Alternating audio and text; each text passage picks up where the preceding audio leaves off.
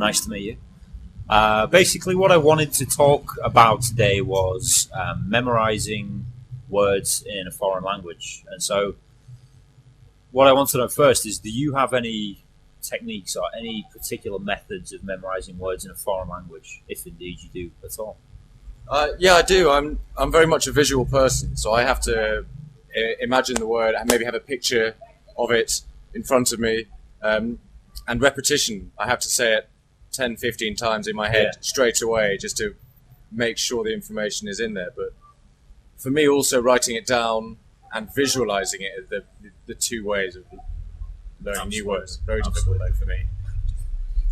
Well, it's a problem that a lot of people struggle with. I have a technique that I picked up from Derren Brown. You know Derren Brown? Yeah.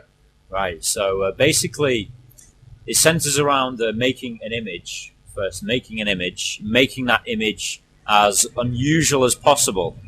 Taking the words in the foreign language and taking the word in the in your own language, and taking all the elements of that to put together in this image. So, as an example, the word neko means cat in Japanese, and the way that I remember that is I think of a cat with a very, very long neck. Okay, neck. And exactly, and this cat is being suspended by the neck, so it's dangling down with its neck, and it's shouting "oh" because it's in such an uncomfortable position, and it'd be terrible. One of the things that you also have to do is you have to add detail to the image. So you have to add. Excuse me. Let's just turn this phone off very quickly. You have to add detail to the image. So your sensory channels, your eyes, your ears, your mouth, your nose, and your sense of touch.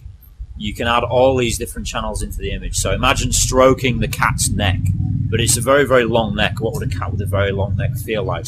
How would it smell? Maybe you could even eat some of the fur. You know, what would the fur taste like in your mouth? Probably not very nice, I imagine. It's not the greatest taste in the world, but the point is to make the image as vivid as possible. That way it creates that combined with the unusual nature of the image creates a kind of an emotion, and information with emotion is the stuff that sticks. If you put emotion behind a piece of information, it sticks.